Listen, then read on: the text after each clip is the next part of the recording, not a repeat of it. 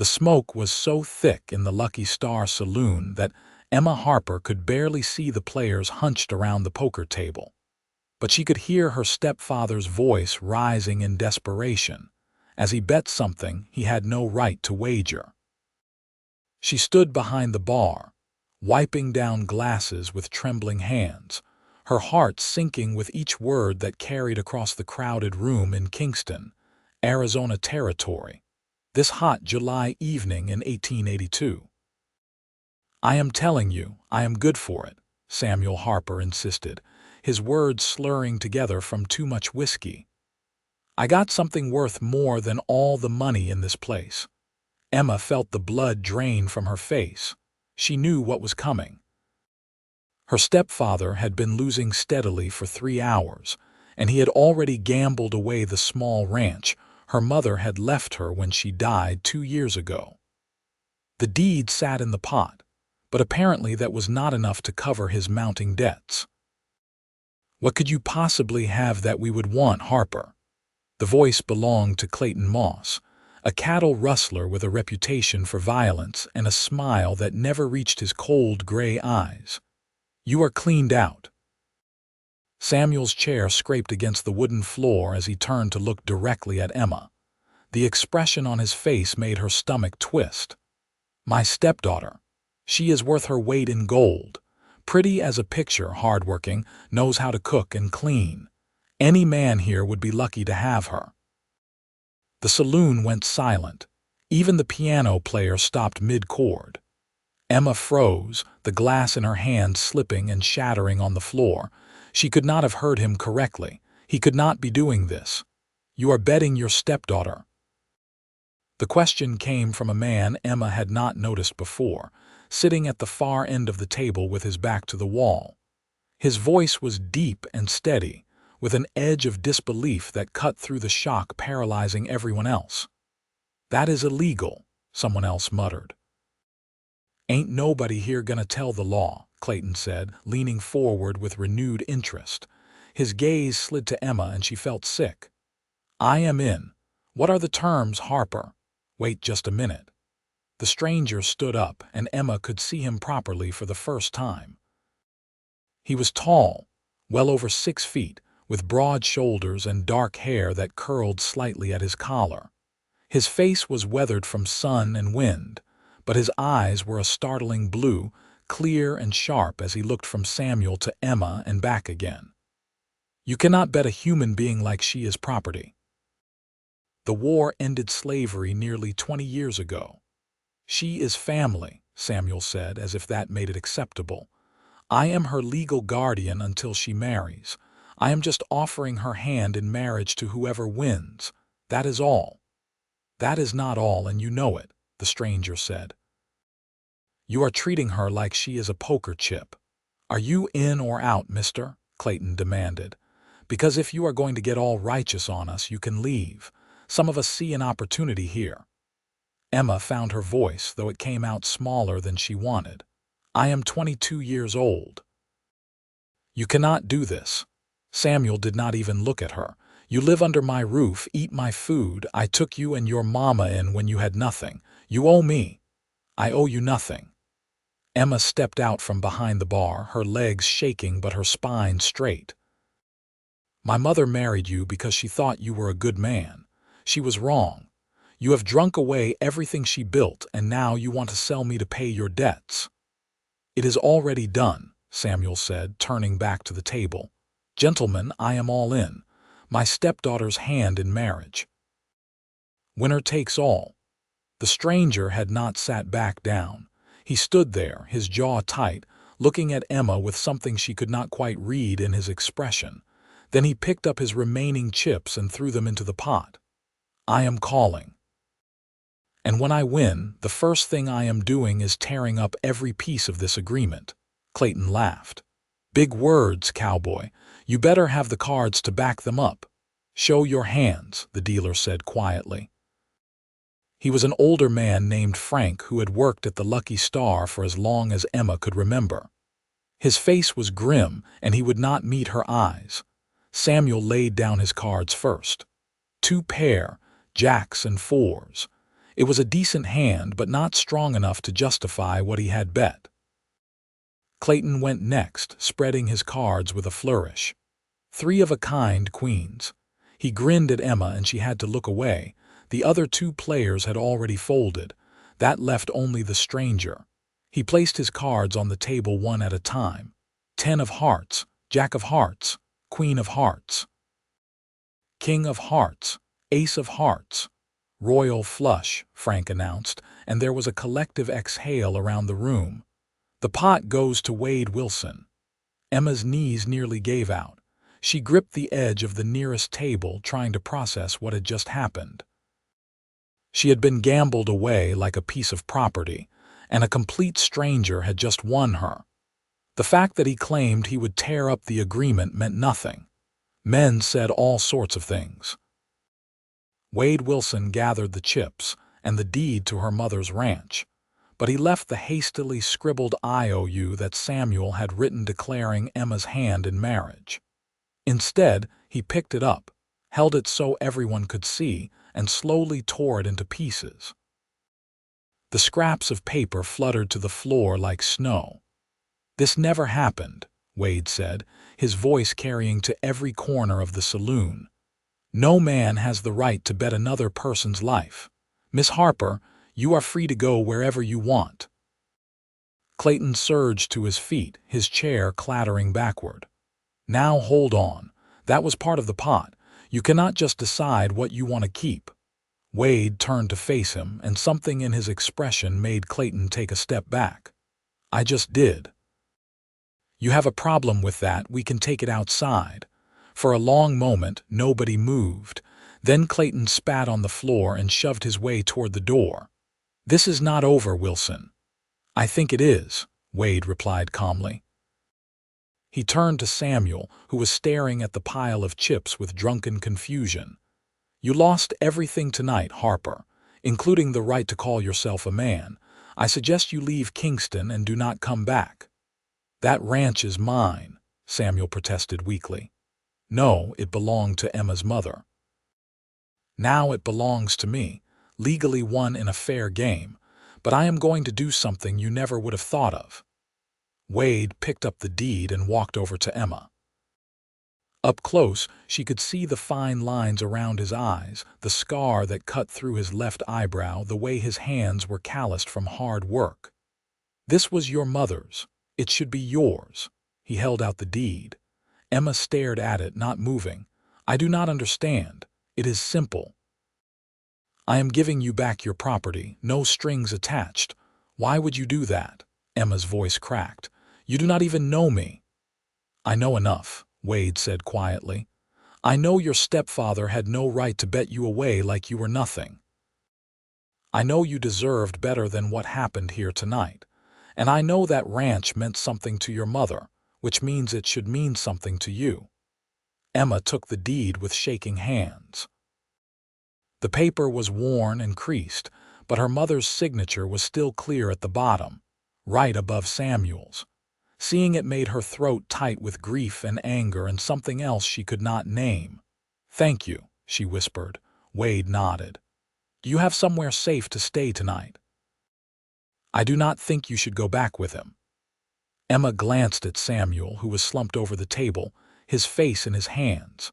She had been living in a small room at the ranch house, but the thought of going back there, of being alone with him after what he had tried to do, made her skin crawl. "I have a little money saved," she said. "I can get a room at the boarding house." "Good. I will walk you there if you do not mind, just to make sure you get there safely."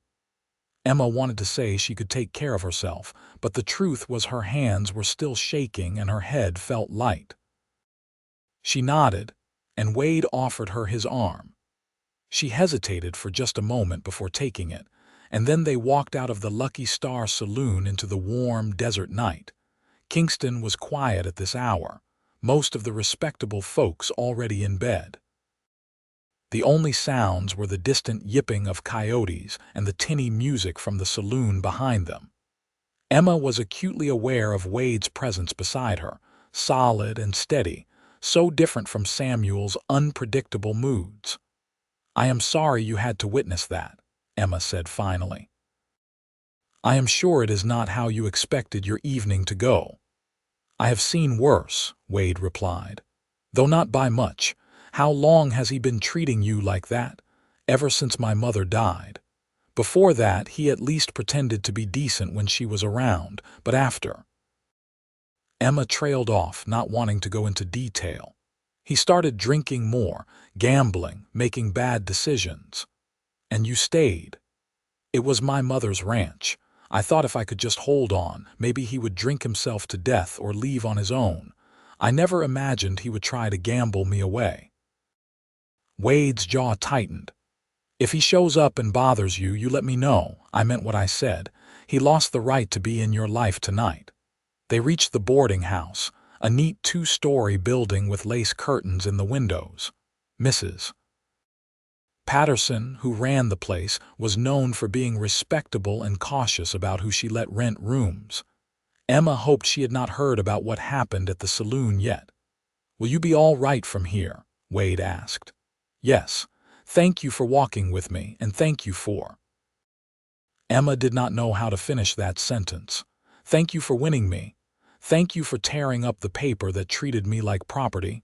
Thank you for everything. Wade tipped his hat. Get some rest, Miss Harper. Things will look different in the morning. Emma watched him walk away, his long stride carrying him back toward the center of town. She realized she knew almost nothing about him. Where he was from, what he was doing in Kingston, why he had been at the Lucky Star tonight. All she knew was that he had torn up a piece of paper and given her back her ranch, and that was more than anyone else had done for her in 2 years. Mrs. Patterson answered the door in her nightgown and wrapper, her gray hair in a long braid. Emma, what are you doing here at this hour? I need a room, Emma said. Just for tonight, maybe longer. I can pay. Something in Emma's face must have convinced Mrs. Patterson not to ask questions. She opened the door wider and led Emma upstairs to a small room with a narrow bed, a washstand, and a window overlooking the street. It was clean and simple and blessedly quiet. You need anything, you come find me, Mrs. Patterson said. I do not care what time it is. Thank you, Emma said. She meant it. After Mrs. Patterson left, Emma sat on the edge of the bed and finally let herself cry. She cried for her mother, who had tried so hard to make a life for them and had died too young. She cried for the ranch she had thought was lost and now had back, though she had no idea how she would keep it running. She cried from the shock and humiliation of being treated like an object, a thing to be won or lost based on the turn of a card. But underneath the tears was something else. A tiny, fragile spark of possibility. She had her ranch back. She was free of Samuel. And somewhere out there in Kingston was a man named Wade Wilson who had torn up a debt and asked for nothing in return. Emma fell asleep in her clothes, exhausted, and dreamed of royal flushes and blue eyes and wide open spaces. She woke to sunlight streaming through the window and the smell of coffee and biscuits drifting up from downstairs. For a moment, Emma did not remember where she was. Then it all came rushing back, and she sat up with a gasp. Her first thought was the ranch. She needed to get out there and make sure Samuel had not destroyed anything out of spite. Her second thought was that she had no horse. Samuel had sold hers months ago to pay a debt. Emma washed her face in the basin, smoothed her hair as best she could, and went downstairs. Mrs. Patterson was in the kitchen, and she poured Emma a cup of coffee without being asked. You look like you need this, she said. There is breakfast if you are hungry. Thank you. Emma wrapped her hands around the warm cup. Mrs. Patterson, did you hear anything about what happened last night? I heard your stepfather got drunk and caused a scene at the Lucky Star. I heard he left town before dawn with nothing but the clothes on his back. And I heard a cowboy named Wade Wilson won big at poker. Mrs. Patterson's eyes were kind but shrewd. What I did not hear was why you showed up on my doorstep in the middle of the night looking like you had seen a ghost. Emma told her. Not everything, but enough. Mrs. Patterson's face went red with anger, then white with shock, and finally settled into a grim determination.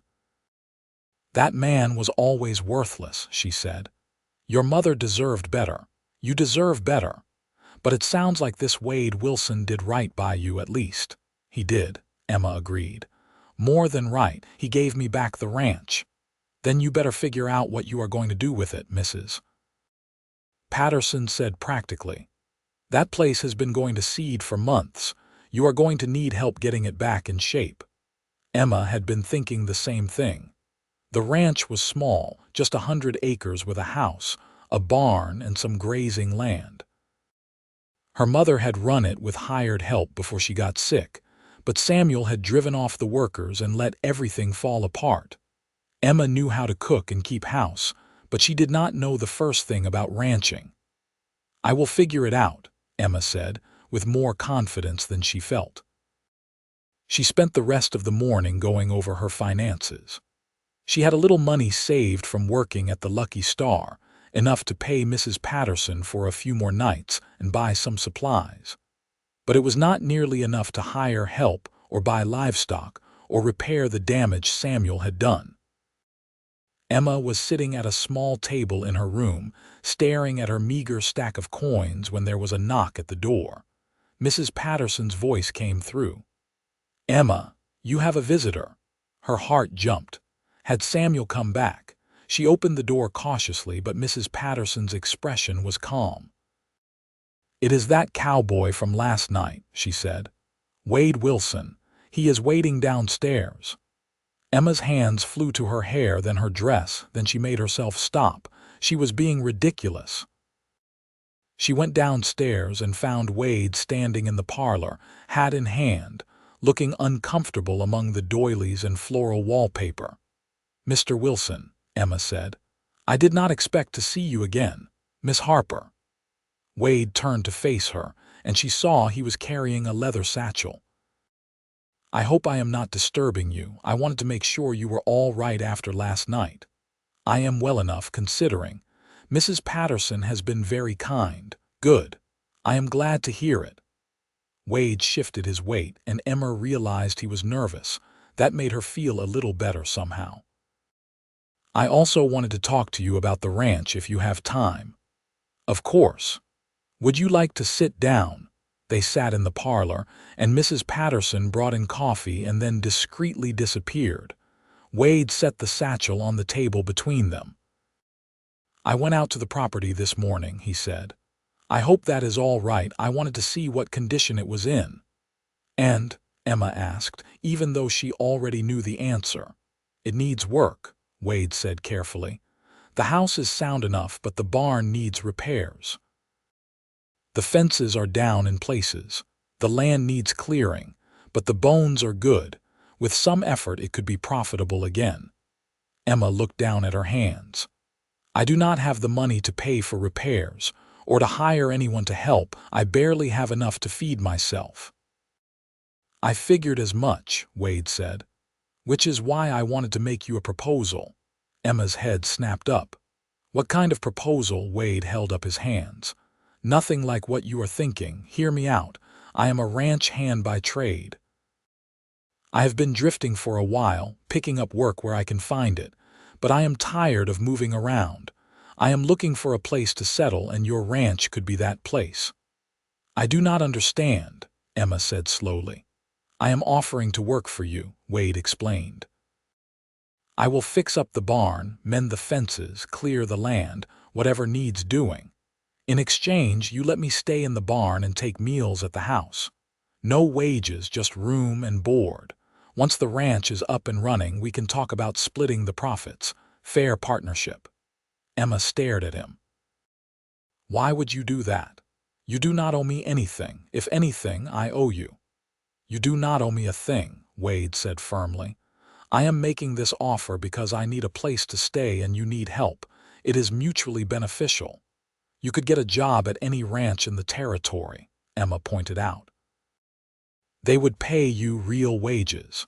Why would you want to work for free for a ranch that might never turn a profit?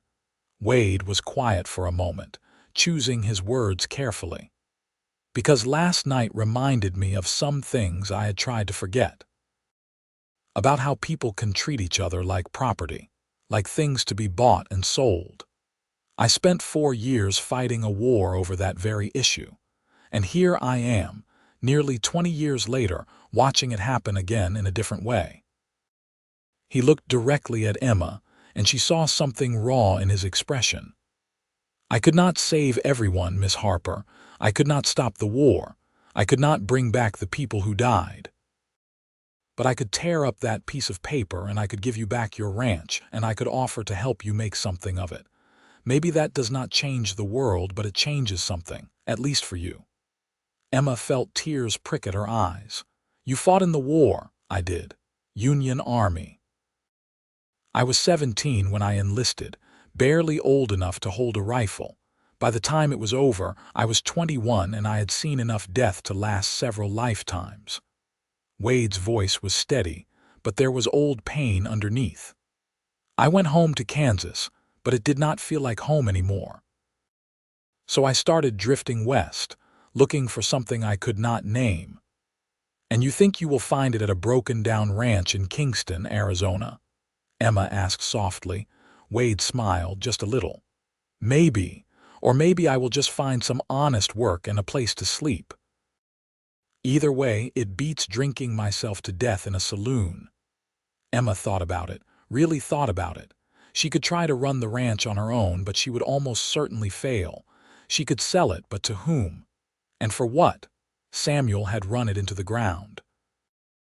The only value was in the land itself, and she would get a fraction of what it was worth. Or she could accept Wade's offer. Let him fix the place up, try to make a go of it. Yes, it meant having a stranger living on her property, but Wade had already proven himself to be more honorable than most men she knew. He had won her in a card game and immediately set her free. That had to count for something. All right, Emma said. You have a deal, Mr. Wilson. Wade, he corrected. If we are going to be partners, you should call me Wade. Wade, Emma repeated. And you should call me Emma. They shook hands. Wade's grip was firm and calloused, the handshake of someone who knew hard work. Emma felt a flutter in her stomach that she firmly ignored. This was a business arrangement, nothing more. When do you want to start? Emma asked. Today, if that works for you. I have my gear with me. I can move into the barn and start taking stock of what needs doing. Let me pack my things and settle up with Mrs. Patterson. I should be ready to go within the hour. Wade stood. I will rent a wagon and meet you back here. We can load up some supplies on the way out. After he left, Emma sat for a moment, trying to process how much her life had changed in less than 24 hours. Yesterday morning, she had been trapped, living under Samuel's thumb with no way out. Now she had her ranch back and a partner to help her run it. It felt too good to be true, and she kept waiting for the other shoe to drop. But when Wade returned with a wagon and they loaded her few possessions and headed out to the ranch, nothing terrible happened.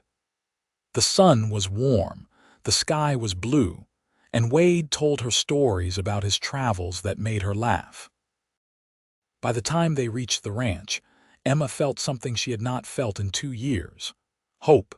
The ranch looked even worse than Emma remembered. The house was adobe with a shingled roof, sturdy but weathered. The barn sagged on one side and the corral fence was more gaps than rails. Weeds had overtaken the kitchen garden her mother had planted, and the windmill that pumped water from the well was frozen in place, its blades warped and still. It is worse than I thought, Emma admitted as they climbed down from the wagon. I have seen worse, Wade said. The structure is sound. Everything else is just elbow grease. He helped Emma unload her things and carry them into the house. Inside, it was dusty and stuffy from being closed up, but otherwise undamaged. Samuel had been too drunk most of the time to cause real destruction.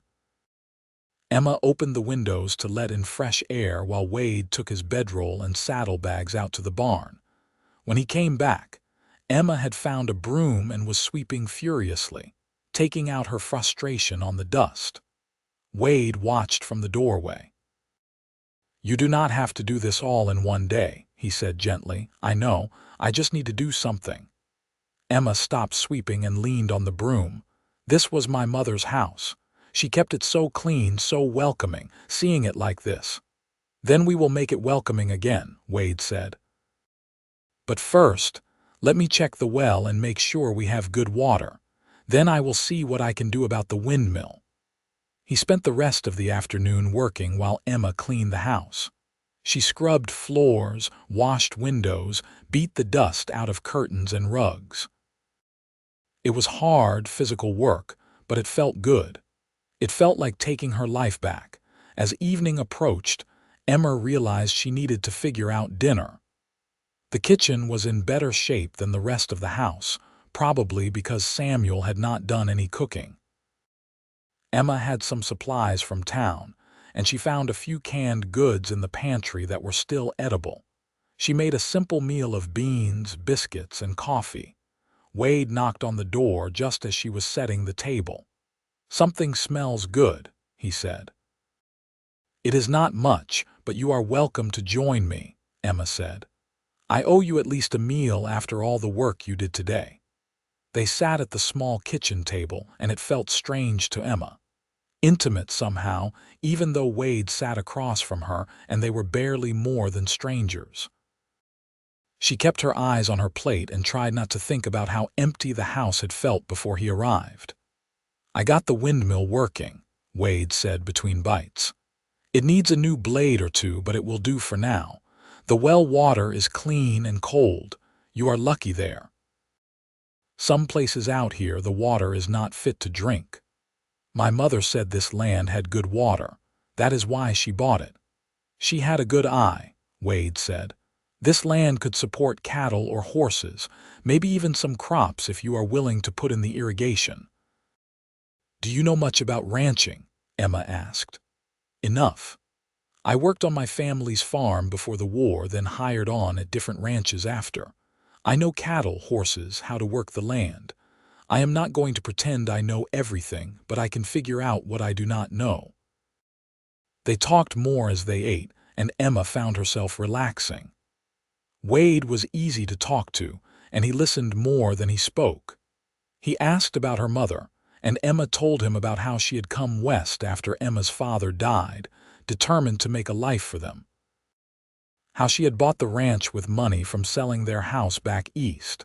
How she had been strong and capable and everything Emma wished she could be. "She would have liked you," Emma said, surprising herself. Wade looked up. "What makes you say that?"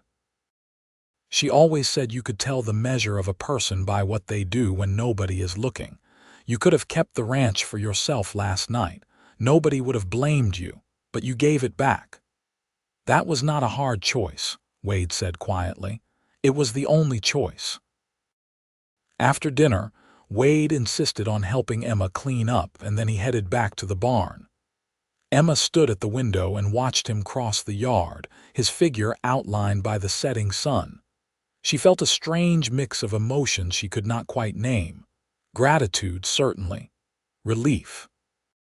But also something else, something that made her heart beat a little faster. She pushed the feeling aside. Wade was her business partner, nothing more. She could not afford to complicate things by developing feelings for him.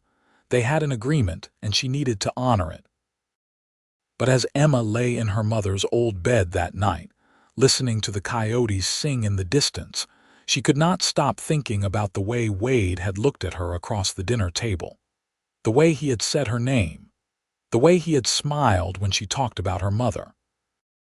"Stop it," she told herself firmly. "You are being ridiculous. He is just being kind," but her heart did not listen, and she fell asleep with Wade's blue eyes still in her mind. The next few weeks fell into a rhythm. Wade worked on the ranch from sunup to sundown, repairing the barn, mending fences, clearing brush. Emma maintained the house and garden, cooked meals, and helped where she could. They took breakfast and dinner together, and slowly, Emma learned more about the man who had won her in a card game and set her free. Wade was from Kansas. She learned.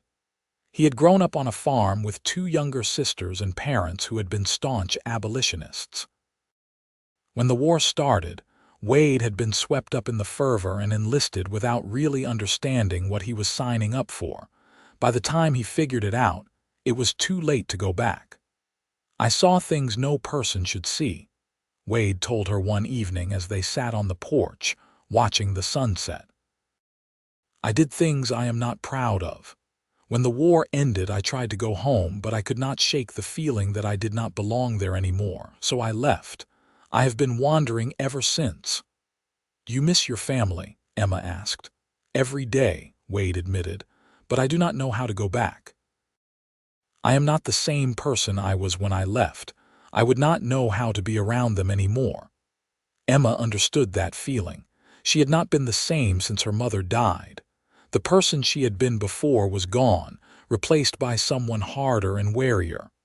"Maybe you do not need to go back," Emma said. "Maybe you just need to find a new place to belong." Wade looked at her, and something passed between them in the fading light. "Maybe," he said quietly.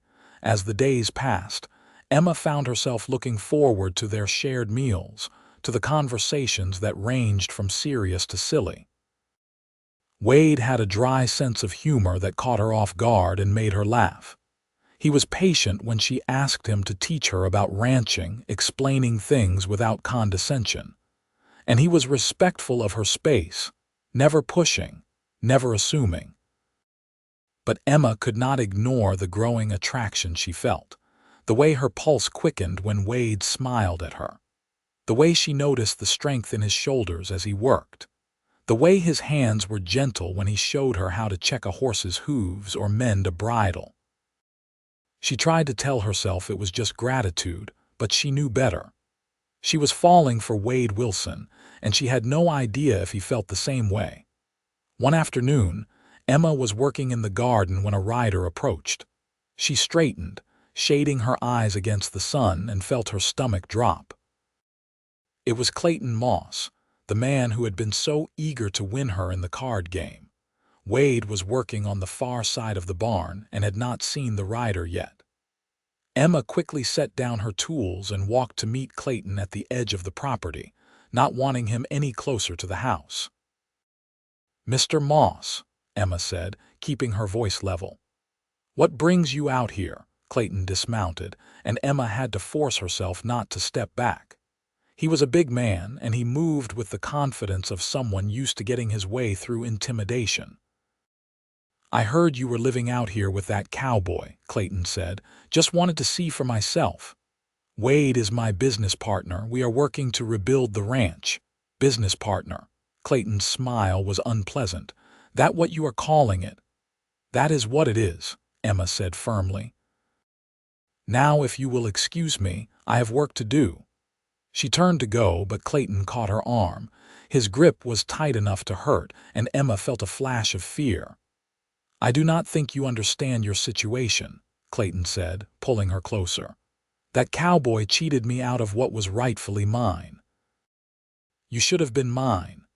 "Let go of me," Emma said, her voice shaking despite her best efforts. "Or what? You are going to scream for help. Your cowboy is all the way over there. I could do whatever I want before he even knows I am here." Emma opened her mouth to scream anyway, but Clayton's hand clamped over her mouth. She struggled, panic rising, and then suddenly Clayton was on the ground and Wade was standing between them, his face dark with fury. "She told you to let go," Wade said, his voice dangerously quiet. Clayton scrambled to his feet, reaching for his gun, but Wade was faster. He had Clayton's wrist in an iron grip before the gun cleared the holster. "I would not do that if I were you," Wade said. "You are on private property, and you just assaulted the owner." "I would be well within my rights to shoot you where you stand." "She is not the owner," Clayton spat. You are. You won the deed in the card game. And I gave it back to her, Wade said, which makes this her land and you a trespasser. He released Clayton's wrist and took a step back, but his hand stayed near his own gun. You are going to get on your horse and leave. If you ever set foot on this property again, if you ever so much as look at Emma wrong, I will make you regret it. Are we clear? Clayton looked between Wade and Emma, his face red with anger and humiliation. For a moment, Emma thought he would try something, and her heart hammered in her chest. Then Clayton spat on the ground and mounted his horse. This is not over, Wilson. Yes, it is, Wade replied. They watched Clayton ride away, and Emma realized she was shaking. Wade turned to her, his expression softening. Are you all right? Did he hurt you? I am fine, Emma said, though her arm throbbed where Clayton had grabbed her. Thank you for coming when you did. Wade gently took her arm and pushed up her sleeve. There were red marks where Clayton's fingers had dug in, and Wade's jaw tightened. I should have done more than threaten him, Wade said quietly. No, you did exactly right, Emma said. If you had hurt him, he could have brought the law down on us. This way it is just words. He is not going to let this go, Emma. Men like Clayton do not. Then we will deal with it if he comes back, Emma said. Together. Wade looked at her for a long moment, and Emma saw something in his eyes that made her breath catch. Then he stepped back, putting distance between them. You should go inside, Wade said. I will keep watch tonight, make sure he does not come back. Emma wanted to argue, but the truth was she was rattled. She nodded and headed for the house, feeling Wade's eyes on her the whole way. That night, Emma could not sleep. She kept thinking about Clayton's hands on her, his ugly smile, the way Wade had looked when he stepped between them. She got up and looked out the window. In the moonlight, she could see Wade sitting on the porch steps, his rifle across his knees. Emma grabbed a shawl and went outside. Wade heard her coming and turned. You should be sleeping, he said. So should you, Emma replied. She sat down beside him, pulling the shawl tight against the cool desert night. You cannot stay up all night watching. I can for tonight. They sat in silence for a while, listening to the sounds of the desert. Finally, Emma said, Can I ask you something? Of course. Why did you really give me the deed back? And do not say it was the right thing to do. There is more to it than that. Wade was quiet for so long Emma thought he was not going to answer. Then he said, I told you I saw things during the war. I did not tell you all of it. One of those things was watching women and children be treated as property. Refugees, freed slaves, people caught in the middle of fighting they did not start. I was supposed to protect them, but I could not. Not all of them. He paused, his voice rough. There was a woman, a freed slave named Sarah. She had been traveling with her children, trying to reach family up north. Our unit found them after they had been caught by raiders. The men were killed. Sarah and her daughter were taken. We tracked the raiders down, but by the time we got there... Wade did not finish the sentence. He did not have to. I am sorry, Emma whispered. I swore after that I would never stand by and watch a woman be treated like property again. So when your stepfather put you in that pot, when Clayton looked at you like he owned you, something in me snapped. I had to stop it. I had to make it right. Emma felt tears on her cheeks. You did make it right. I gave you back a deed, Wade said. The rest is up to you. But when Clayton grabbed you today, when I saw the fear on your face, I realized something. This is not just about righting a wrong anymore. This is about you, specifically you. Emma's heart was pounding so hard she was sure Wade could hear it. What do you mean? Wade turned to face her, and in the moonlight his eyes were very blue. I mean I care about you, Emma, more than I should. More than is probably smart, given that we are supposed to be business partners. But I cannot help it. These past few weeks, working beside you, talking with you, learning who you are extraordinary, Emma Harper. You are strong and kind and resilient, and I find myself thinking about you every moment I am not with you." Emma could barely breathe. "Wade, I am not asking for anything," Wade said quickly. "I know you have been through enough. I just needed you to know. I needed to be honest with you." Emma did not let herself think. She leaned forward and kissed him. For a moment, Wade was frozen with surprise.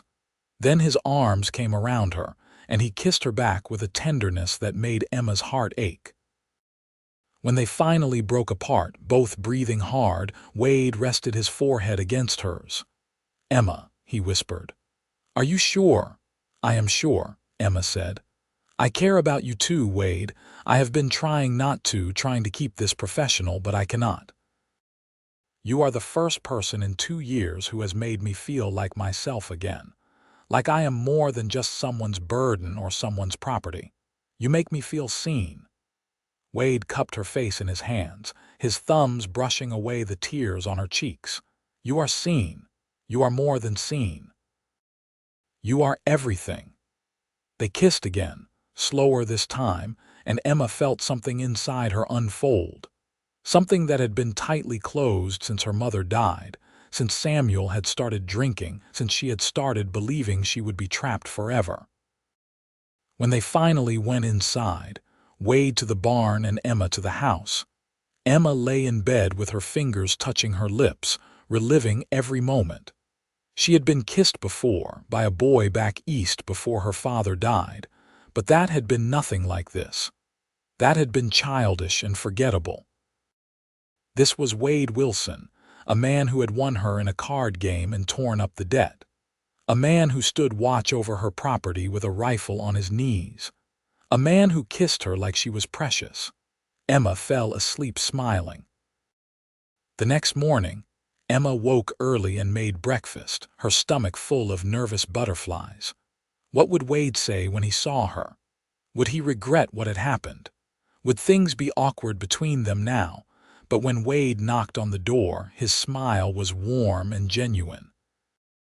"Good morning," he said, and the way he looked at her made Emma blush. "Good morning," she replied. "I hope you are hungry." They ate breakfast together like always, but there was a new energy between them.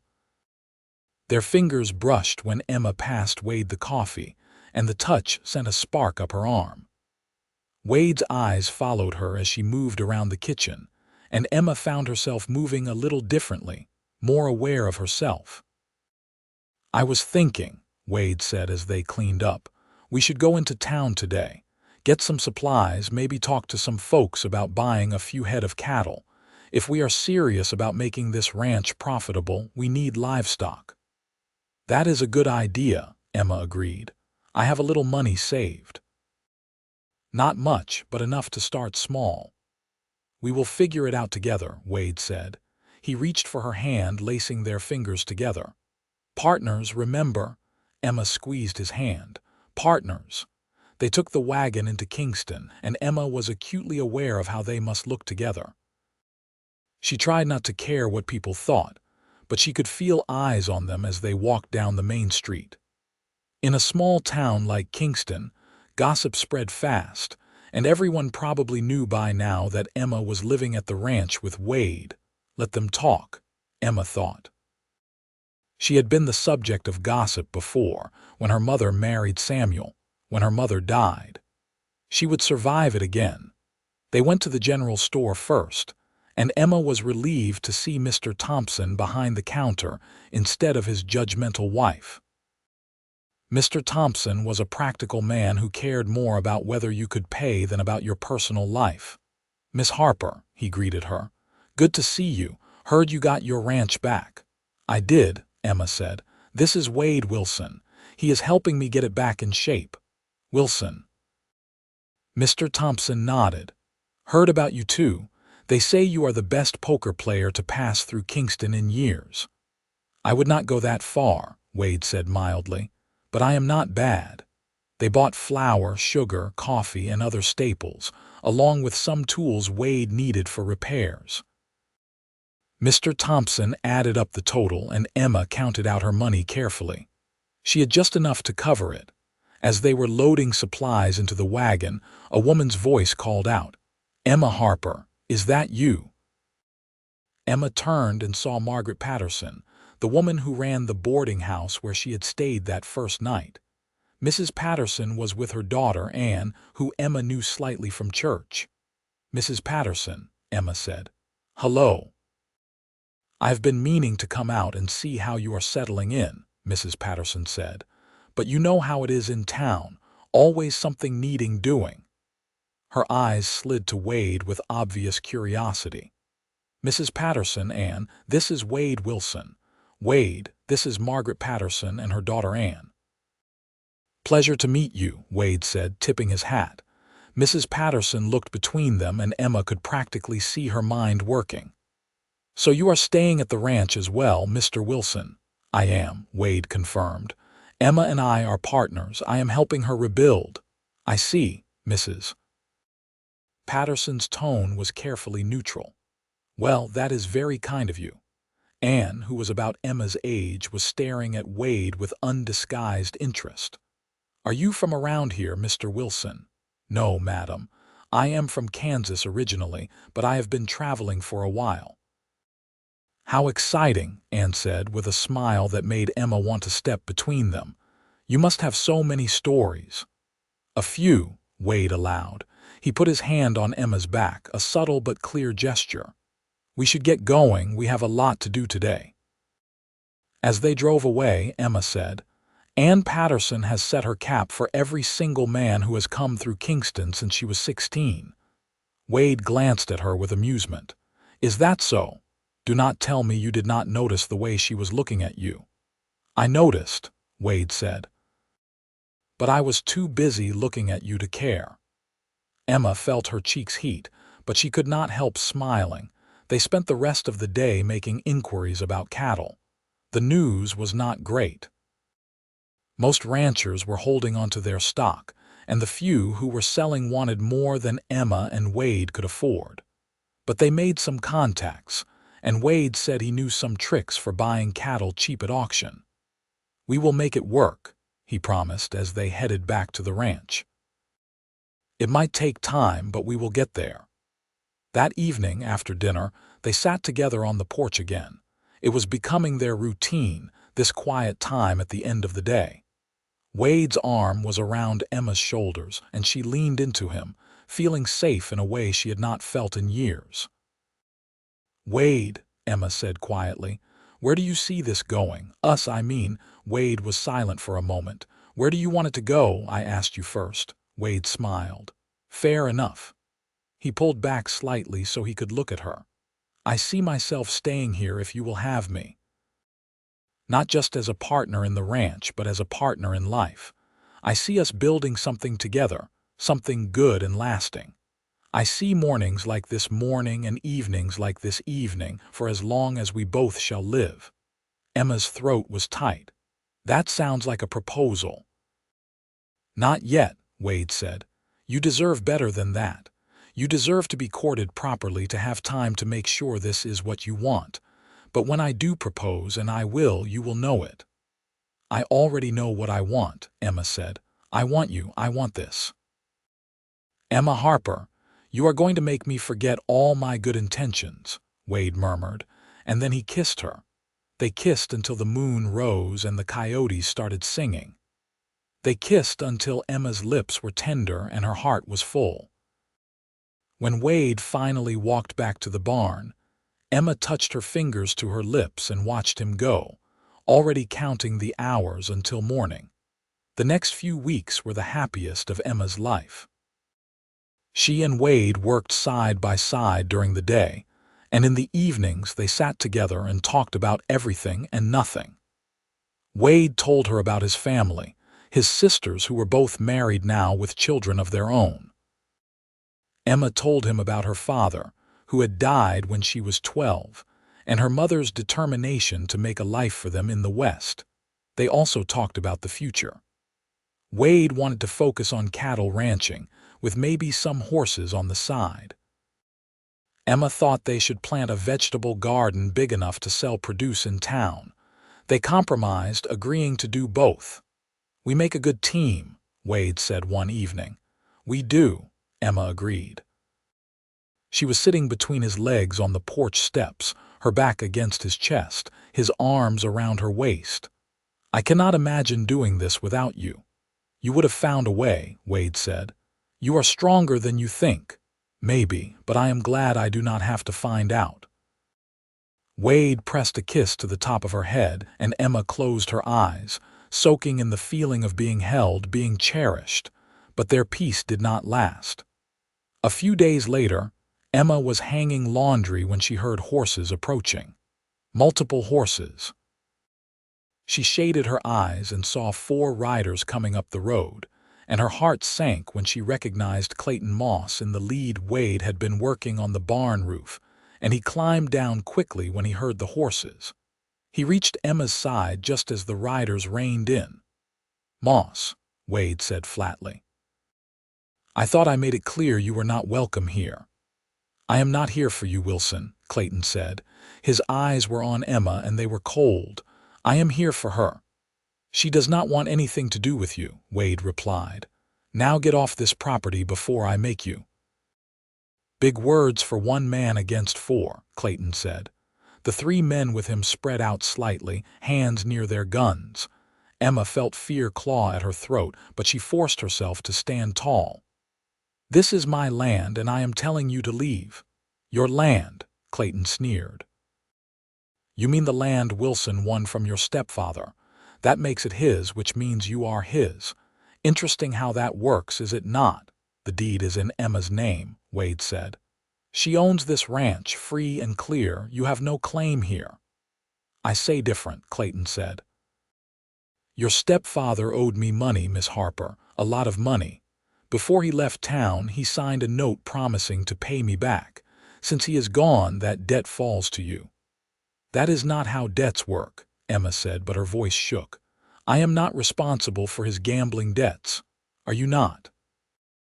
Clayton pulled a piece of paper from his pocket and unfolded it.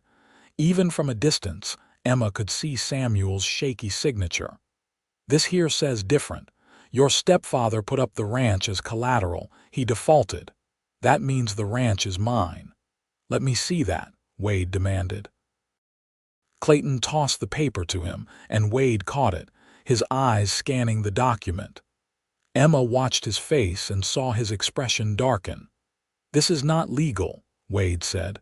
"Samuel Harper did not own the ranch when he signed this. He had already lost it to me in the poker game, and I had already given it to Emma. He had no right to use it as collateral." "That is a matter of interpretation," Clayton said. "I say it is legal. You want to dispute it, we can take it to a judge, but you and I both know how that will go. Judges tend to side with the man who has money and influence, and that is not you." Emma's mind was racing. She knew Clayton was right about the judges. Justice in the Arizona territory was often more about who you knew than what was right. "How much does the note say Samuel owed you?" Emma asked. $500, Clayton said, plus interest. Emma felt like she had been punched. $500 was a fortune. She did not have a tenth of that. "I do not have that kind of money," Emma said. "You know I do not." "Then I guess the ranch is mine," Clayton said. He smiled, and it was the ugliest expression Emma had ever seen. "Of course, there might be another way to settle the debt. You could come work for me. I have a saloon in town. Pretty girl like you would make good money serving drinks." "You mean working as a prostitute," Wade said, his voice like ice. "I mean working," Clayton said. "What she does in her free time is her business." Wade's hand moved toward his gun, but Emma grabbed his arm. "Do not. That is what he wants. If you shoot him, they will hang you." "Listen to your woman, Wilson," Clayton said. "She is smarter than you are." "Get off this property," Wade said. "Now." "I will give you 1 week to come up with the money," Clayton said to Emma. "After that, I am taking possession of the ranch. And if you are smart, you will come work for me anyway. Because once I own this land, you will have nowhere else to go." The 4 riders turned and left, and Emma sagged against Wade. He held her tight, and she could feel the tension in his body. We will figure this out, Wade said. I will figure this out. How? Emma pulled back to look at him. We do not have $500, we barely have 50. I will get it, Wade said grimly. I will rob a bank if I have to. You will not, Emma said firmly. I will not let you become an outlaw for me. Then what do you suggest? Emma had no answer. They went inside and she made coffee with shaking hands while Wade paced the kitchen like a caged animal. That note is not legal, Wade said. It cannot be. Samuel did not own the ranch. But can we prove that? Emma asked. Clayton is right. If it comes down to his word against ours, he will win. He has money and connections. We have nothing. Wade stopped pacing and looked at her. We have each other. That is not nothing. Emma felt tears prick at her eyes. I know, but I do not want to lose the ranch because of Samuel's debts. And I certainly will not go work for Clayton Moss. You are not going to, Wade said fiercely. I will burn this ranch to the ground before I let him get his hands on you. They spent the rest of the day trying to come up with a plan. Wade suggested they could take the matter to the territorial marshal, but Emma pointed out that the marshal was based in Tucson and rarely came to Kingston. By the time they could get word to him, Clayton would have already taken possession of the ranch. What if we left? Emma said quietly. Just packed up and left, went somewhere Clayton could not find us, and let him win. Wade shook his head. No, this is your land, Emma, your mother's land. I will not let some thug steal it from you. Then what? Emma asked, feeling helpless. Wade was quiet for a long time. Then he said, I have some money saved. Not $500, but maybe $100. And I know some people, other ranch hands I have worked with over the years. I could send word, see if anyone could lend us the rest. Wade, you cannot ask people to lend you that kind of money for a woman you barely know. I know you, Wade said, and they know me. They will trust that I am good for it. And how would we pay them back? With the ranch, Wade said. We will make it work. We will raise cattle, sell them, use the profits to pay back the debt. It might take years, but we will do it. Emma wanted to believe it was possible, but the numbers did not add up. Even if Wade could borrow the money, even if they could pay off Clayton, how would they pay back the loans and still have enough to live on?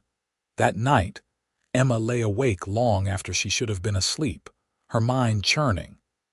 She thought about her mother, who had been so strong, so determined. What would she have done in this situation? The answer came to her in the dark. Her mother would have fought. She would have found a way. Emma got out of bed and wrapped a shawl around her shoulders. She went to the small chest where she kept her mother's things, the few items she had managed to save from Samuel's destruction. There was a silver locket with a picture of Emma's father inside, a Bible with her mother's maiden name inscribed on the front. And at the bottom, wrapped in cloth, was a small leather pouch. Emma had not opened it since her mother died. She knew what was inside, her mother's jewelry. Not much, just a few pieces that had belonged to Emma's grandmother. But they were real gold and real gemstones, and they might be worth something. Emma opened the pouch and poured the contents into her palm. A gold ring with a small ruby. A pair of gold earrings. A delicate gold chain with a locket. In the moonlight they gleamed. The next morning, Emma showed Wade what she had found. Do you think these would be worth anything? Wade examined the jewelry carefully. Maybe $50 if you find the right buyer. It is not much, but it is something. Every little bit helps, Emma said. She tried to keep her voice steady, but it hurt to think about selling her grandmother's jewelry. It was all she had left of that side of her family. Wade must have seen something in her face because he closed her fingers around the jewelry. We will find another way. There is no other way, Emma said. You know there is not. They went into town that afternoon and found a jeweler. The man examined the pieces and offered Emma $40. She wanted to cry, but she took the money and did not look back. With Wade's savings and the money from the jewelry, they had about $150. It was nowhere near enough. Over the next few days, Wade sent messages to every ranch hand and cowboy he had ever worked with, asking for loans. Some responded with small amounts, $10 or $20. One old friend sent 50 with a note saying he trusted Wade to pay it back someday. But even with all of that, they were still short by more than $200. "I could play poker," Wade said one evening. "I am good enough. If I played for high stakes, I might be able to win what we need." "Or you might lose everything we have," Emma pointed out. "It is too risky." "What choice do we have?" Emma had been thinking about that. She had one more option, one she had been avoiding because it felt like giving up. But maybe it was the only way. "I could marry you," Emma said quietly. Wade looked at her, startled. "What? If we were married, legally married, then my property would become yours. And if Clayton tried to take the ranch, he would be taking it from you, not me. You are a man. You have more legal standing than I do. And you won the ranch fair and square in that poker game. That has to count for something." Wade was shaking his head before she finished. "No, Emma, I will not marry you because of a legal loophole. When we get married, it will be because we love each other, not because we are trying to outsmart Clayton Moss." "But we do love each other," Emma said. "Do we not?" "You know we do," Wade replied. "But that is not the point. You deserve a real proposal, a real wedding. Not some desperate scramble to save the ranch." "The ranch is not going to matter if Clayton takes it," Emma said. "Wade, please. I know this is not romantic. I know it is not what you wanted, but it is the only way." Wade looked at her for a long time, his expression torn. Finally, he said, "If we do this, we do it right. I am not going to have you look back and feel like you were forced into it." "I am not being forced," Emma said. "I am choosing this. I am choosing you." Wade reached out and cupped her face in his hands. "Emma Harper, I love you. I have loved you since the night I tore up that paper in the saloon. I have loved you every morning when you smile at me over breakfast and every evening when you lean against me on the porch. I love your strength and your kindness and the way you never give up, even when you should." Tears were streaming down Emma's cheeks. "I love you too." "Then will you marry me?" Wade asked. "Not because of the ranch or Clayton or any of that. Will you marry me because you want to spend your life with me?" "Yes," Emma whispered. "Yes, I will marry you." Wade kissed her and Emma kissed him back, tasting salt from her own tears. When they broke apart, Wade was smiling. "We will go into town tomorrow and find a preacher," Wade said. "We will do this properly, and then we will deal with Clayton Moss." They were married 2 days later in a small church in Kingston, with Mrs. Patterson and Mr. Thompson as witnesses. Emma wore a simple blue dress that had been her mother's, and Wade wore his best shirt and a nervous expression that made Emma love him even more. The preacher, an elderly man named Reverend Collins, performed the ceremony with solemn dignity. When he pronounced them man and wife, Wade kissed Emma like they were the only two people in the world. Afterward, Mrs. Patterson hugged Emma tightly. "Your mother would be so proud," she whispered. They had a small celebration at the boarding house, with cake and coffee.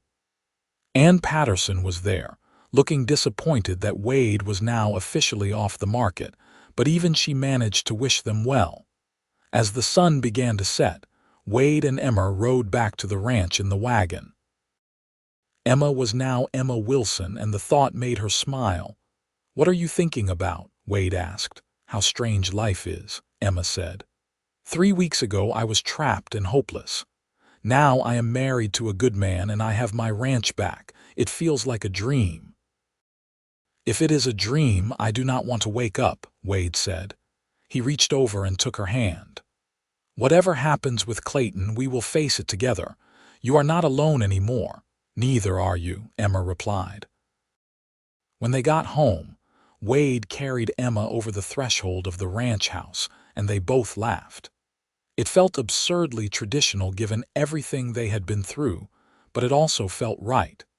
That night, Emma and Wade consummated their marriage in the bedroom that had been Emma's mother's. It was tender and awkward and sweet, both of them nervous and eager at the same time. Afterward, lying in Wade's arms, Emma felt a peace she had not known was possible. "I love you," Wade murmured against her hair. "I love you too," Emma replied. They fell asleep tangled together, and Emma dreamed of a future with children and cattle and a ranch that thrived. The next morning, they rode into town together to register their marriage with the county clerk. While they were there, Wade also filed a formal claim to the ranch, including the original deed and documentation of the poker game where he had won it from Samuel. "This should establish clear ownership," the clerk said, stamping the papers. "If anyone tries to contest it, you have legal standing."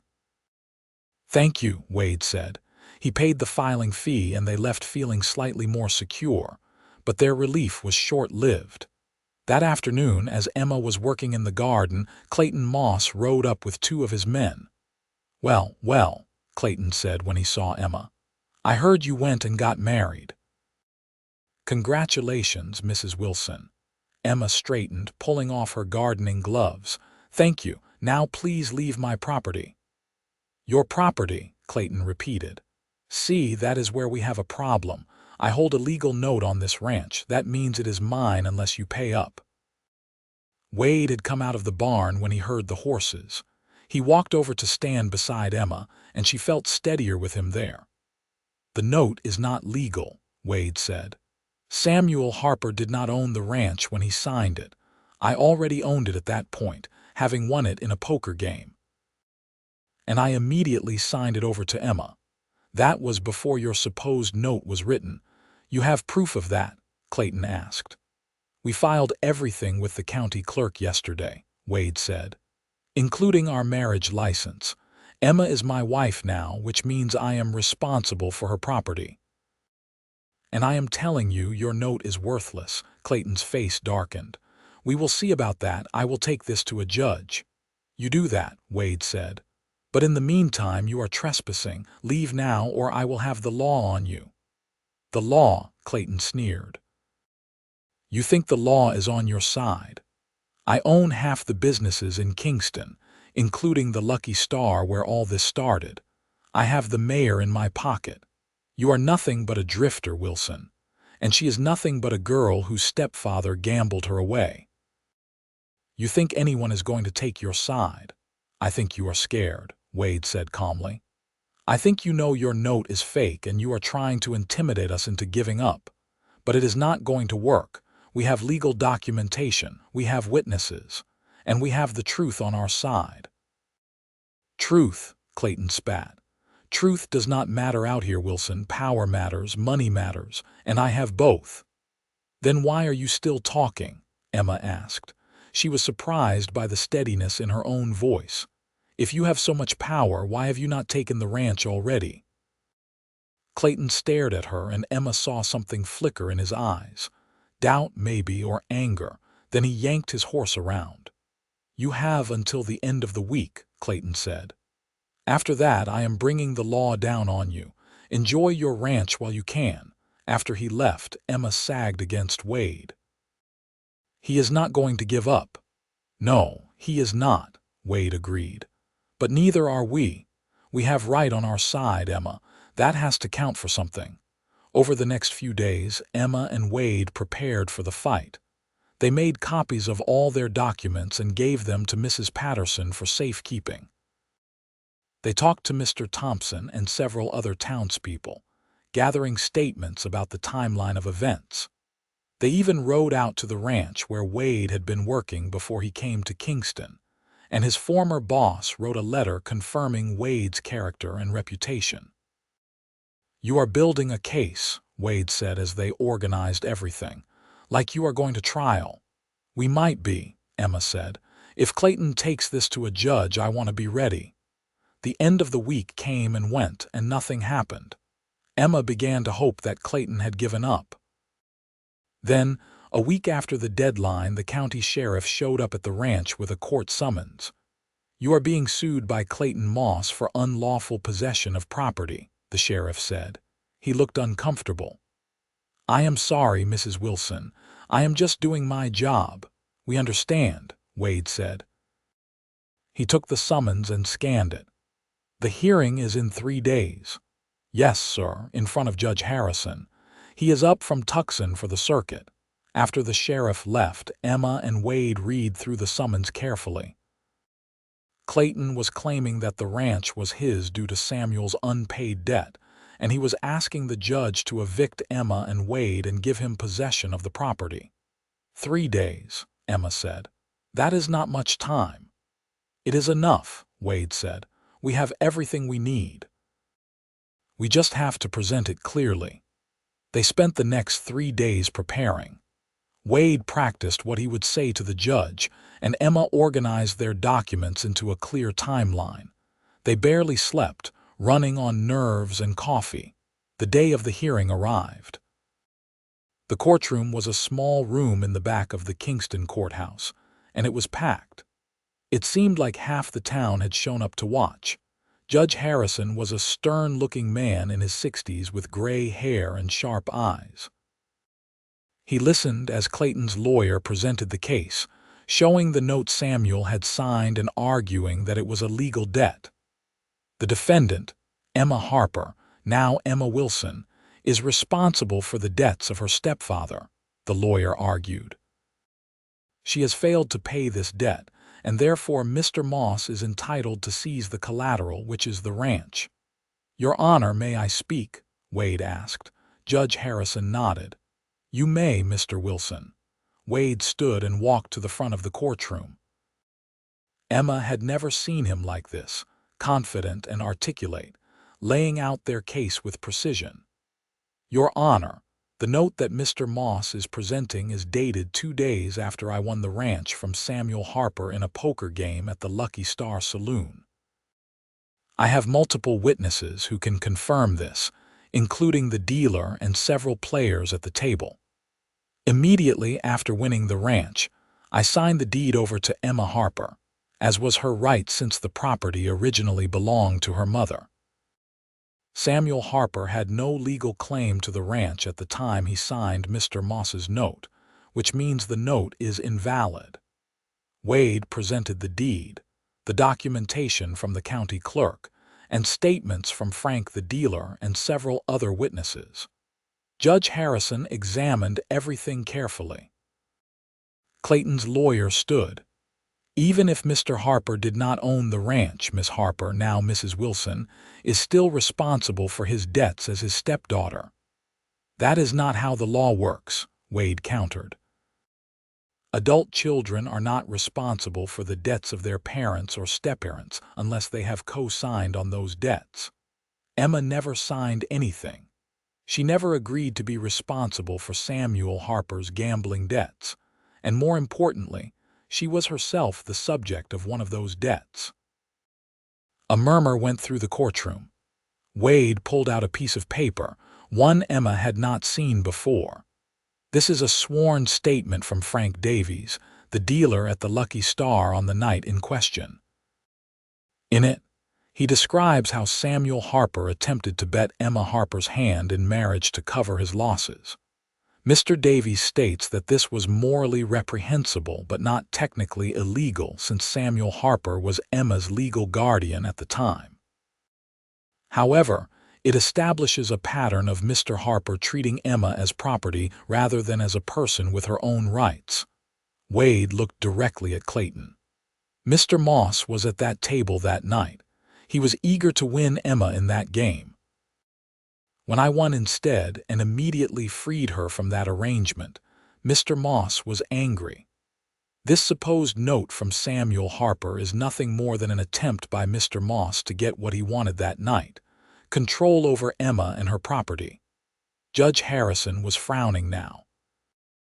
"Mr. Moss, were you present at this poker game?" Clayton shifted in his seat. "I was, Your Honor, but that has nothing to do with the debt." "I think it has everything to do with it," Judge Harrison said. He turned to Clayton's lawyer. Do you have any evidence besides this note that Samuel Harper actually owed your client money? The lawyer hesitated. The note itself is evidence, Your Honor. A note that was signed after Mr. Harper had already lost the property in question, Judge Harrison said. A note that conveniently gives your client claim to property he tried and failed to win through gambling. He shook his head. I have seen a lot of questionable land grabs in my time, Mr. Moss, but this one is particularly transparent. Clayton surged to his feet. Your Honor, I have rights. That note is legal. Sit down, Mr. Moss, Judge Harrison said sharply. I am not finished. He looked at the papers in front of him, then at Emma and Wade. Mr. and Mrs. Wilson, I am ruling in your favor. The note presented by Mr. Moss is invalid, as it was signed by a man who did not own the property in question.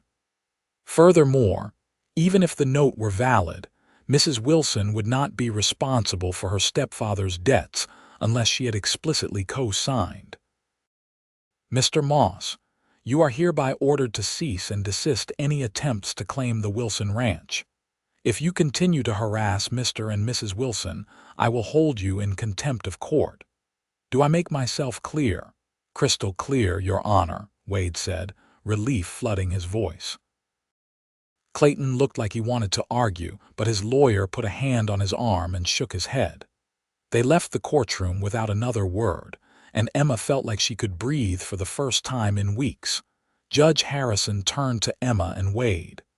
You have been through quite an ordeal, Mrs. Wilson. I hope you and your husband can now enjoy your property in peace. Thank you, Your Honor, Emma said. Thank you so much. Outside the courthouse, people crowded around to congratulate them. Mrs. Patterson hugged Emma and shook Wade's hand. Mr. Thompson clapped Wade on the back and told him he had done a fine job presenting the case. Even Ann Patterson managed a smile and a congratulations. As they rode back to the ranch, Emma felt lighter than she had in months. Years, maybe. The threat of Clayton was gone. The ranch was truly hers and Wade's together. They could finally start building the life they had talked about. We did it, Emma said, leaning against Wade as he drove the wagon. You did it, Wade corrected. You were the one who insisted we gather all that documentation. You were the one who kept fighting when it would have been easier to give up. We did it together, Emma said firmly. Partners, remember? Wade smiled and kissed the top of her head. Partners. Over the next few months, Emma and Wade threw themselves into rebuilding the ranch. With the legal battle behind them, they could focus on the work. Wade repaired the barn and built a new corral. Emma planted a garden and started selling vegetables in town. They bought a few head of cattle with money Wade had saved, and slowly the ranch started to feel like a real working property again. In the evenings, they would sit on the porch and watch the sunset, talking about their plans. Wade wanted to expand the herd, maybe buy some horses. Emma wanted to get chickens and maybe a milk cow. They talked about building an addition to the house, extra bedrooms for the children they both hoped to have someday. How many children do you want? Emma asked one evening.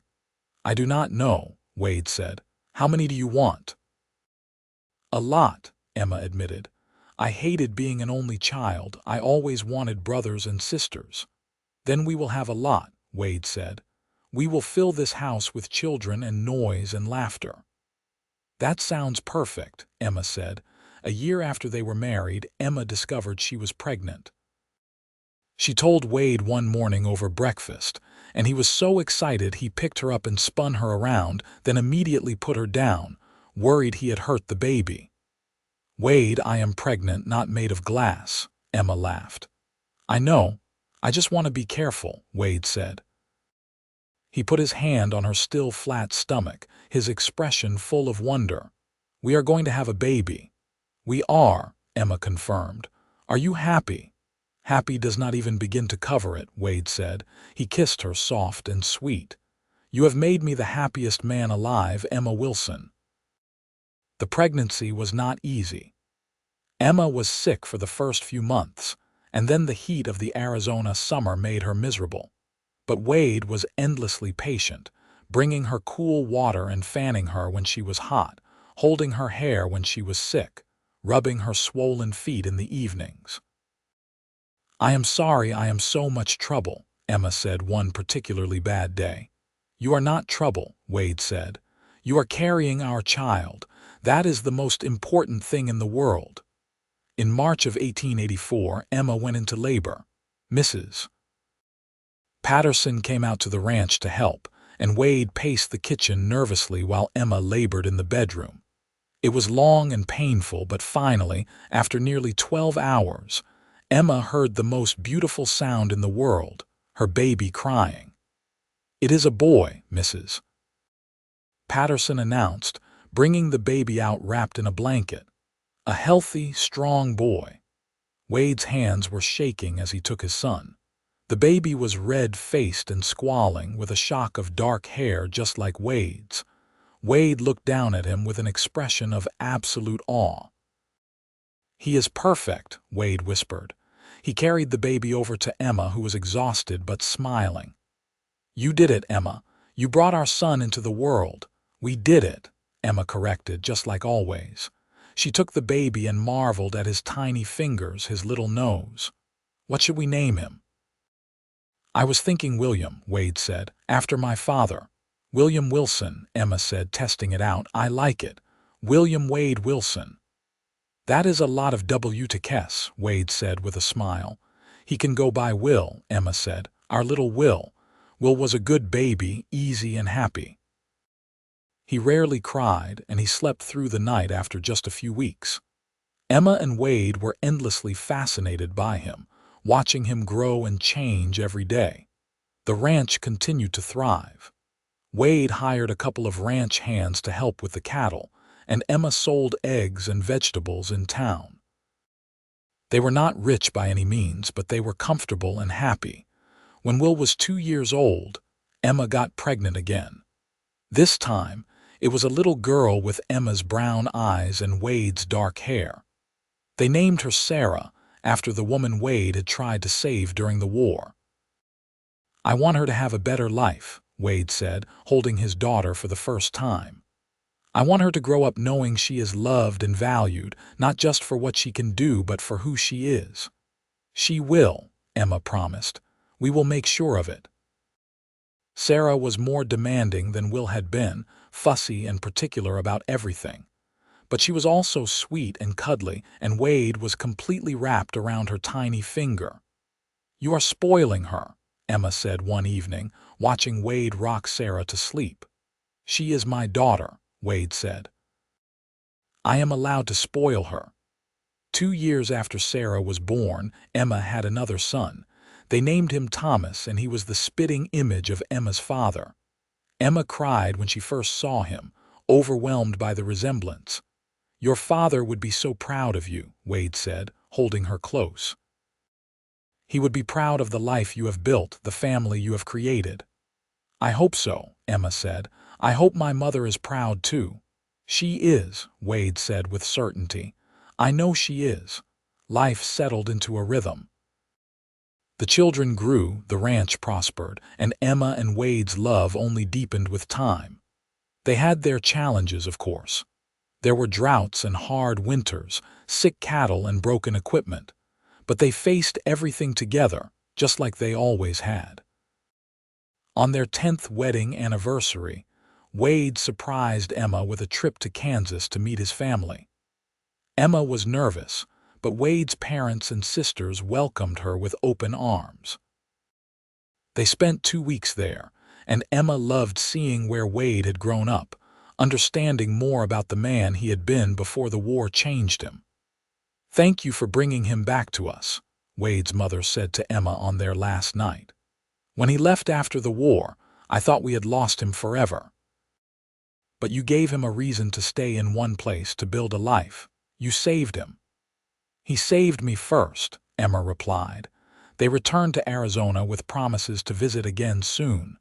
The children were getting older now. Will was 8, Sarah was 6, and Thomas was 4. They were wild and noisy and full of life, and Emma and Wade loved every chaotic moment. One evening, after the children were in bed, Emma and Wade sat on the porch like they always did. Emma was 42 now, with streaks of gray in her hair and lines around her eyes. Wade was 44, his face weathered from years of sun and wind. But when he looked at Emma, his eyes were just as blue, just as full of love. "Do you ever think about that night?" Emma asked. "The night Samuel tried to gamble me away." "Sometimes," Wade admitted. "I think about how close I came to never meeting you. If I had not been at the Lucky Star that night, if I had not been dealt those cards, if I had not won." "But you did win," Emma said, "and you tore up the debt."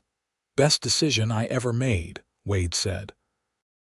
He took her hand, lacing their fingers together like he had so many times over the years.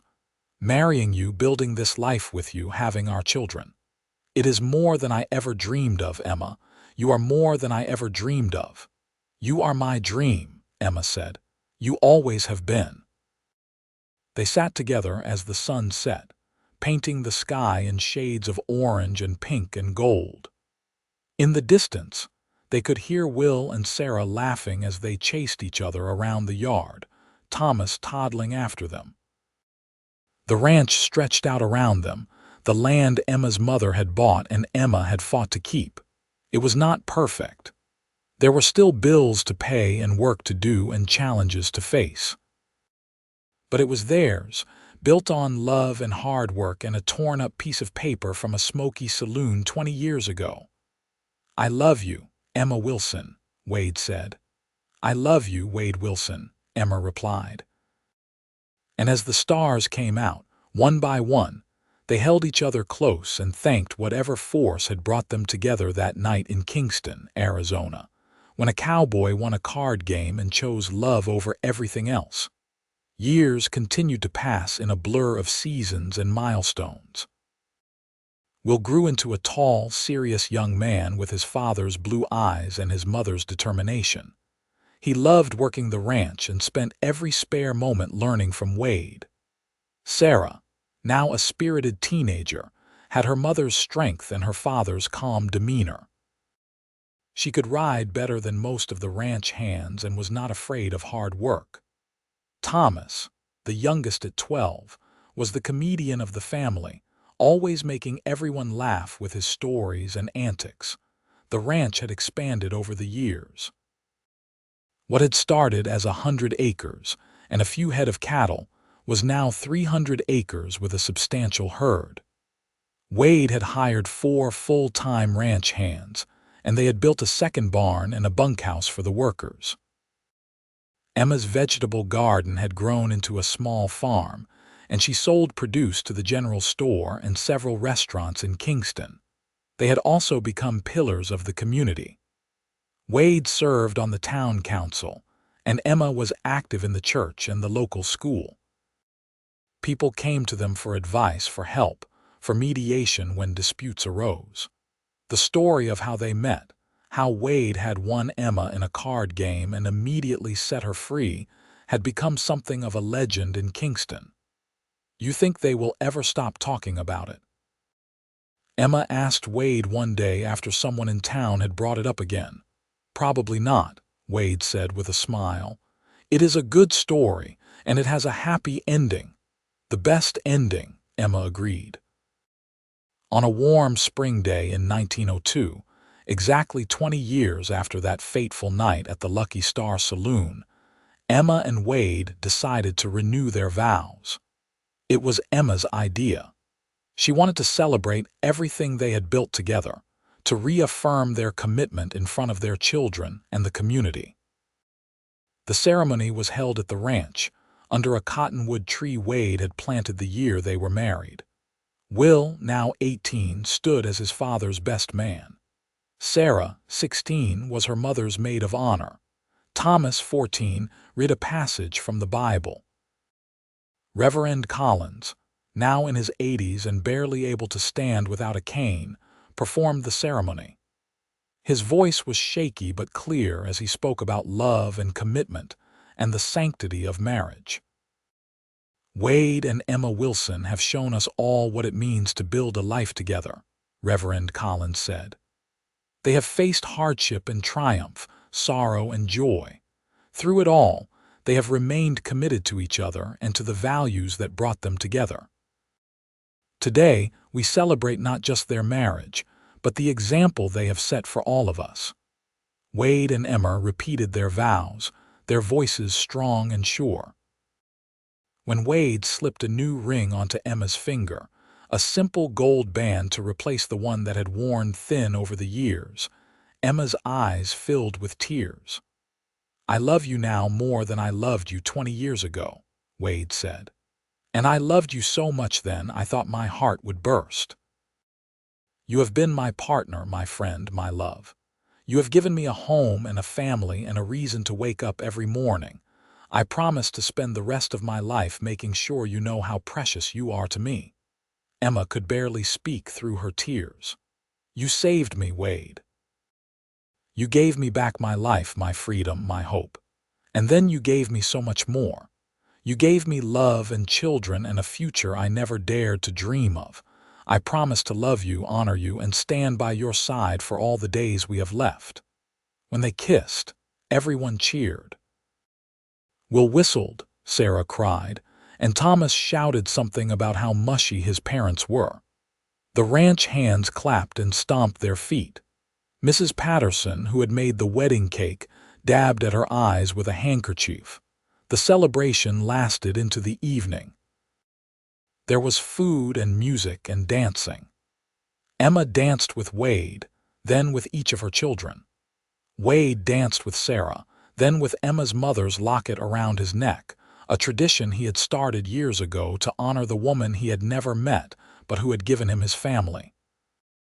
As the sun set and the stars came out, Emma found herself standing by the corral, watching the horses graze peacefully. Wade came up behind her and wrapped his arms around her waist. "Happy anniversary, Mrs. Wilson," he said. "Happy anniversary, Mr. Wilson," Emma replied. She leaned back against him, feeling the solid strength of his body, the steady beat of his heart. 20 years. Can you believe it? "Sometimes it feels like yesterday," Wade said. "Sometimes it feels like we have been together forever." "Both," Emma said. "It feels like both." They stood together in comfortable silence, listening to the sounds of their family and friends celebrating behind them. Emma thought about that girl she had been 20 years ago, frightened and trapped, watching her stepfather bet her away like she was nothing. That girl would never have believed she could be here now with a husband who loved her and children who adored her and a ranch that was thriving. "What are you thinking about?" Wade asked. "How lucky I am," Emma said. "How lucky we both are." "Luck had nothing to do with it," Wade said. "We made this, Emma. You and me together. We chose each other every day for 20 years. That is not luck, that is love." Emma turned in his arms so she could see his face. Even in the fading light, his blue eyes were clear and bright. His hair was more gray than dark now, and there were deep lines around his eyes and mouth, but to Emma, he was just as handsome as the day she met him. "I would choose you again," Emma said. "Every time in every life I would choose you. And I would tear up that paper again," Wade said. "And give you back your ranch again. And fall in love with you all over again."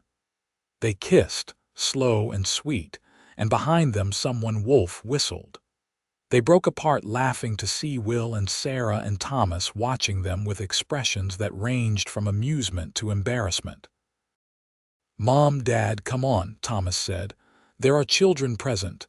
You are 14. Emma said. "You are hardly a child anymore." "I am when I have to watch my parents making out," Thomas retorted, but he was grinning.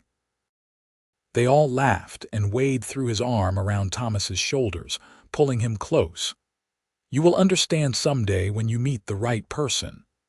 "If I meet someone half as great as Mom, I will be lucky," Thomas said, and Emma felt her heart swell with love for her youngest child. "We are all lucky," Will said quietly. He was looking at the ranch house, at the land stretching out around them. We are lucky to have this place, this family. Some people never find a home. We have won because you two fought for it. And we will keep fighting for it, Wade said.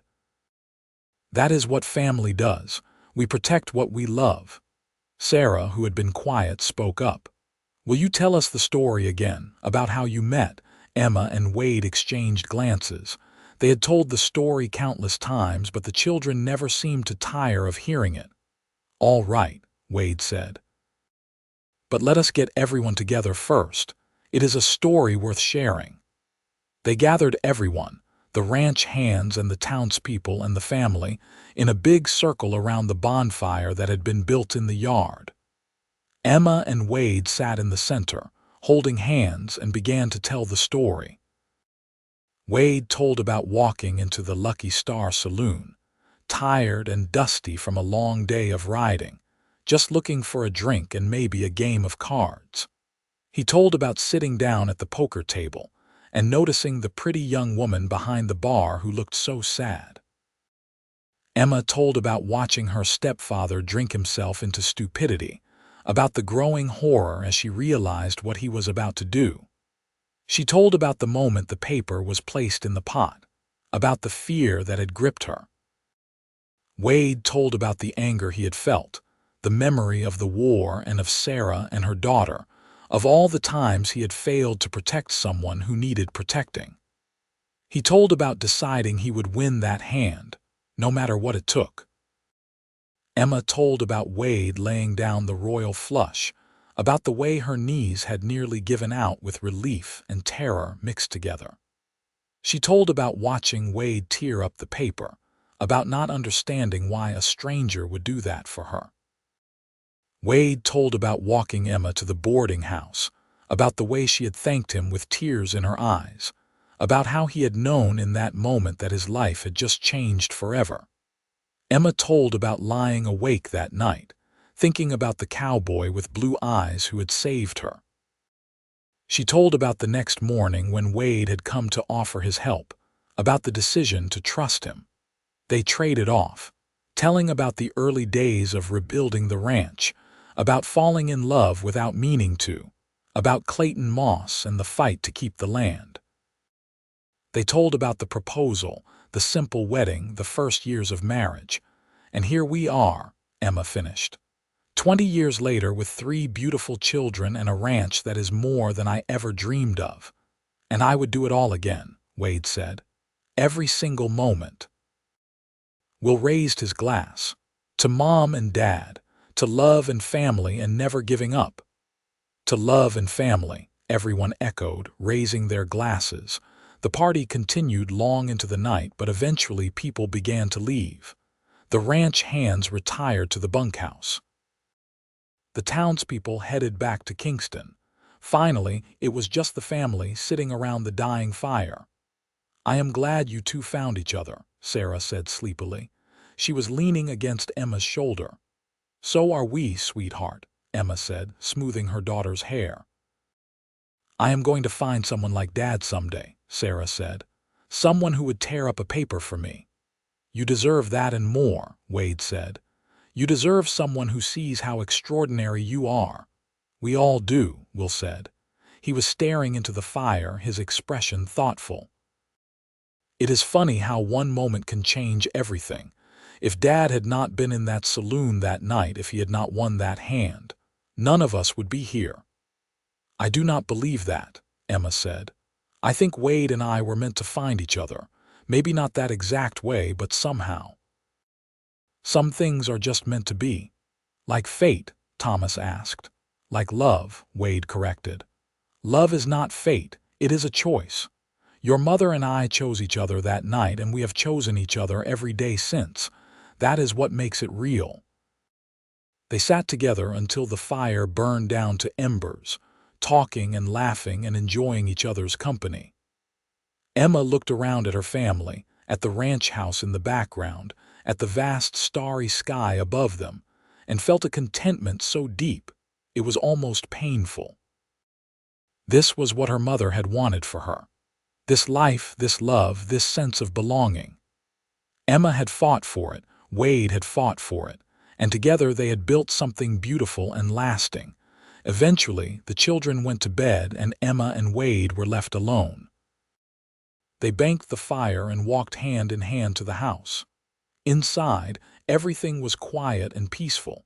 This house that had once been sad and empty was now full of life and laughter. "I am tired," Emma admitted as they prepared for bed. "It was a big day," Wade said. He helped her out of her dress, his fingers gentle on the buttons. "A good day." "The best," Emma agreed.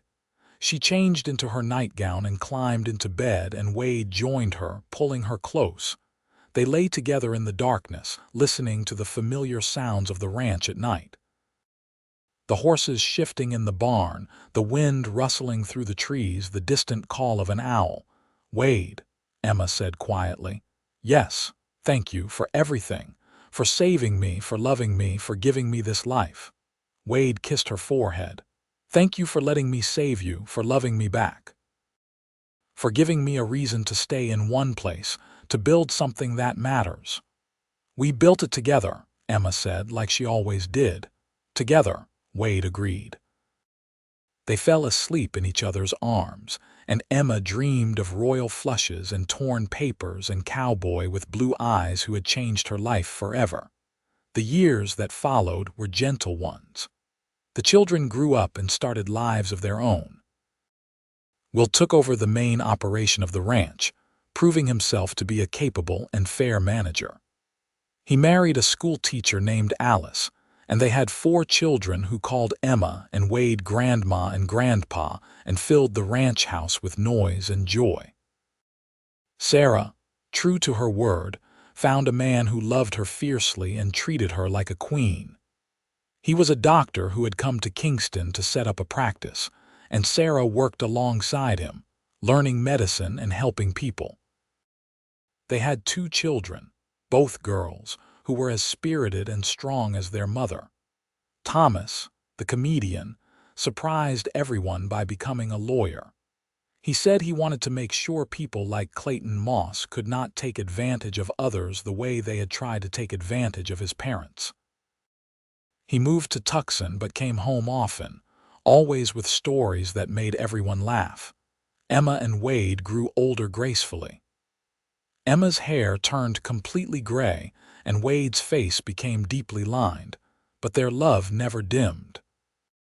They still sat on the porch every evening, still held hands, still looked at each other like they were the most important person in the world.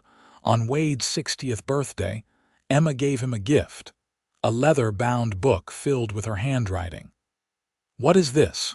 Wade asked, opening it carefully. "It is our story," Emma said. "I have been writing it down over the past year, every moment I could remember from that night in the saloon to today. I wanted our grandchildren to know. I wanted them to understand where they came from, what their grandparents fought for." Wade paged through it, his eyes scanning Emma's neat handwriting. There were sketches, too, drawings Emma had made of the ranch, of their children, of Wade himself. "This is beautiful," Wade said, his voice thick with emotion. "Thank you, Emma. Read it to the grandchildren," Emma said. "Tell them about how their grandmother was gambled away in a card game and how their grandfather tore up the debt and proposed. Tell them about love and choice and never giving up." "I will," Wade promised. "I will make sure they all know." And he did. Every time the grandchildren visited, Wade would read from the book. The older ones listened with rapt attention, asking questions about details. The younger ones climbed into his lap and fell asleep to the sound of his voice. Either way, they all learned the story of how their family began. Emma watched and listened and felt her heart overflow with happiness. This was more than she had ever hoped for. This was legacy. This was love made tangible, passed down through generations. On a cool autumn evening in 1910, Emma and Wade sat on the porch as they always did. Emma was 68 now, Wade was 70. They were both in good health, but they could feel time pressing on them, making each moment more precious. "You have any regrets?" Emma asked suddenly. Wade thought about it. I regret the war. I regret the things I saw and did. But I do not regret anything about us. Not a single moment. Not even the hard times, Emma asked. The drought of '93, when Thomas broke his arm, when we thought we would lose the ranch to the bank, especially not the hard times, Wade said. Those are the moments that showed us what we were made of, what we could survive together. Emma nodded. She felt the same way. Every challenge they had faced had only made them stronger, more united. I am glad I got to grow old with you, Emma said. Some people do not get that. Some people lose their love too soon. We have been blessed, Wade agreed. He pulled Emma closer and she rested her head on his shoulder. I am not ready to lose you, Emma Wilson. I plan on having at least another 20 years with you. Emma laughed. That would make me 88. Do you think we will make it that long? I think we will make it as long as we are supposed to, Wade said. And whether that is 20 years or 20 days, I will be grateful for every moment. They sat together as the sun set, painting the sky in shades of orange and pink and gold, just like it had done thousands of times before.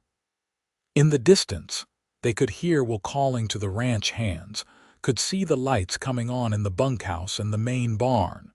The ranch was thriving. The family was strong.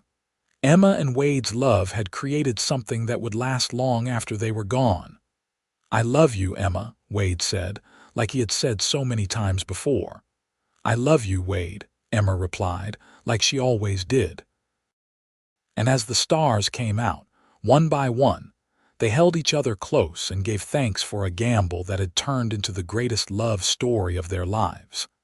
Emma and Wade lived to celebrate their 40th wedding anniversary, surrounded by children and grandchildren and great-grandchildren.